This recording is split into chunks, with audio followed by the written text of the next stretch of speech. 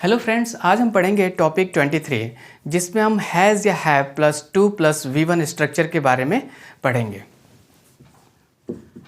Has या have plus 2 plus V1, इस structure के बारे में हम इसमें पढ़ेंगे।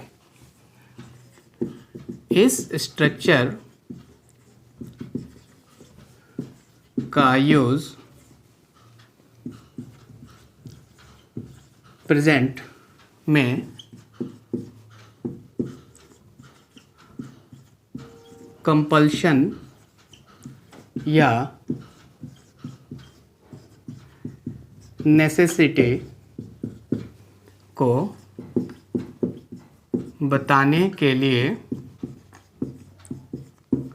होता है। जो हैज़ या have plus 2 plus V1 structure का यूज होता है, इसमें प्रेजेंट में कंपल्शन या नेसेसिटी, कंपल्शन का मतलब होता है, कंपल्शन का मतलब हो गया मजबूरी या बाध्यता कह सकते हैं, और नेसेसिटी का मतलब हुआ अनिवार्यता, यानी कोई चीज़ अनिवार्य हो, कोई काम अनिवार्य हो, ज़रूरी हो करना, तो इस स्ट्रक्चर का यूज़ प्रेजेंट में हम करते हैं, यानी वर्तमान में करते हैं। किस लिए? जब सब्जेक्ट की मजबूरी हो या ज़रूरी हो किसी काम को करने की, कंपल्शन या नेसेसिटी हो, यानी सब्जेक्ट को किसी एक्शन या कार्य को करने की मजबूरी, जरूरी या बाध्यता या अनिवार्यता हो, तो इस स्ट्रक्चर का यूज हम करते हैं।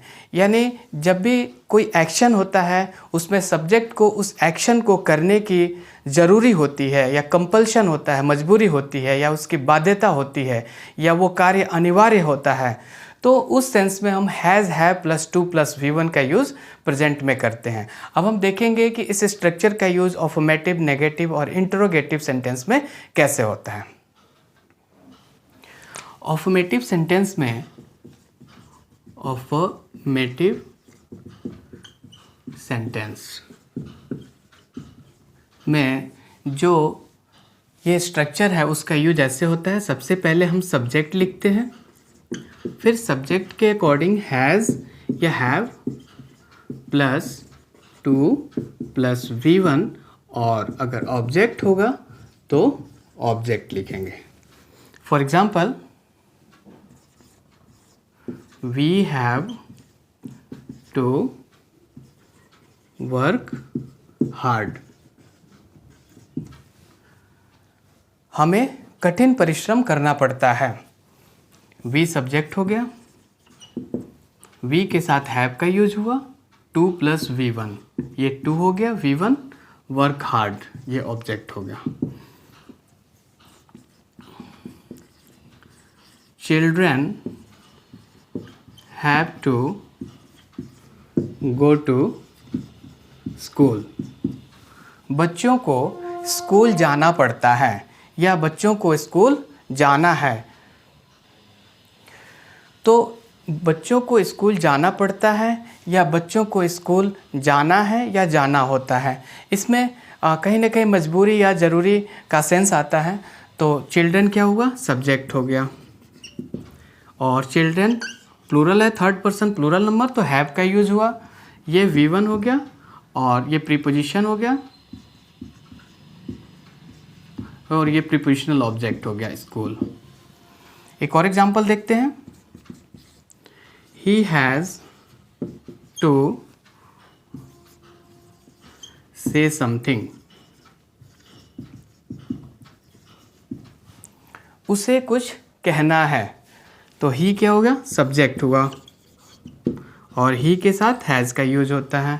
ये टू हो गया, ये V1 कहना, समथिंग ऑब्जेक्ट हो गया। अब हम इस स्ट्रक्चर का यूज नेगेटिव सेंटेंस में कैसे होता है ये देखेंगे।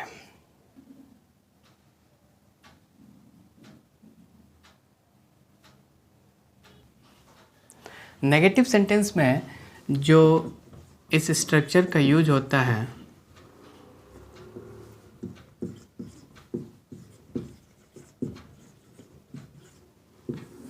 वो ऐसा है, पहले सब्जेक्ट लिखते हैं प्लस सब्जेक्ट के अकॉर्डिंग हैज़ या हैव प्लस नॉट क्योंकि नेगेटिव है, और फिर टू प्लस V1।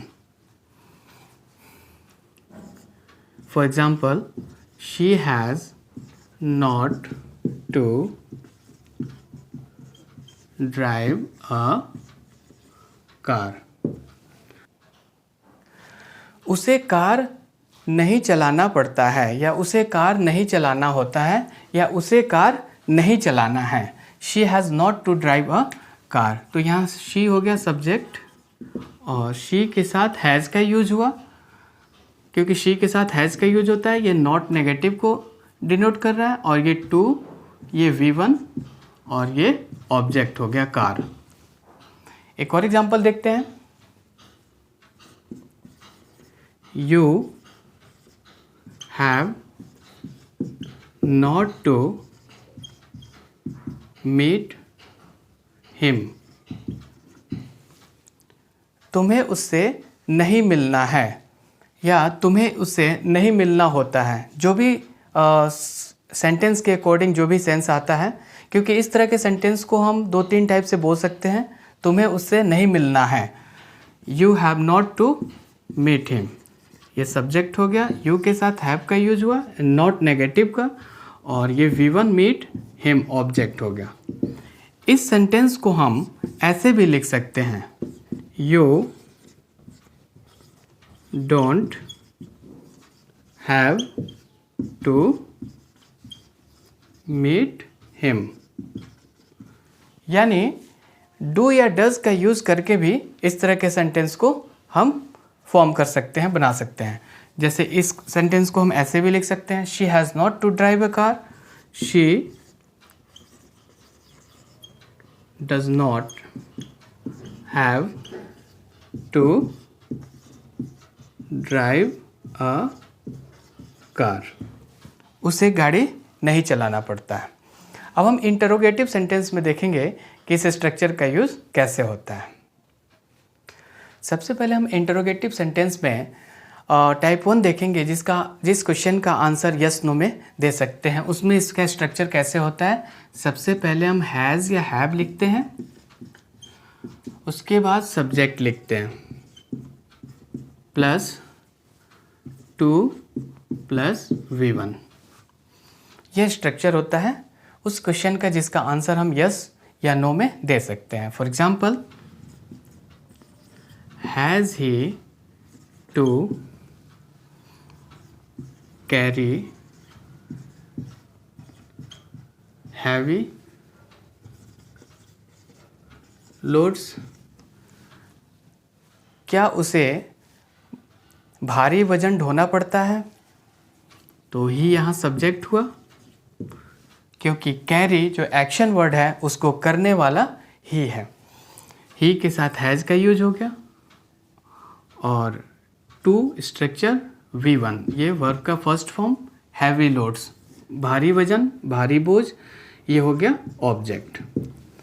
इस सेंटेंस को हम ऐसे भी लिख सकते हैं डू डज का यूज करके, क्योंकि ही है थर्ड पर्सन सिंगुलर नंबर, तो इसके साथ डज का यूज करेंगे। Does he have to carry heavy loads. क्या उसे भारी वजन, भारी बोझ ढोना पड़ता है।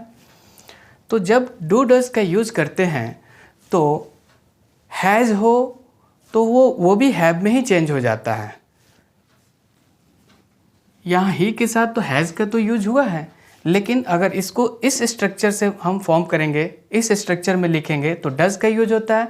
और जब डू डज का यूज स्टार्टिंग में हम लिखते हैं यानी ऑक्सिलरी वर्ब या हेल्पिंग वर्ब के रूप में लिखते हैं तो हैव यानी मेन वर्ब का यूज होता है, हैज़ का यूज नहीं होता है। एक और एग्जांपल देखते हैं, have you to say something, क्या आपको कुछ कहना है।